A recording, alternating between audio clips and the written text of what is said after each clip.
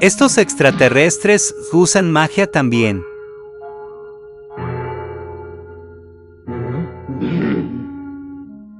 Desde un principio pensamos robar tu nave espacial y huir de este lugar, pero desafortunadamente la corriente atmosférica de este planeta nos lo impidió. ¿Qué? ¿Entonces ustedes hicieron que perdiéramos nuestro tiempo?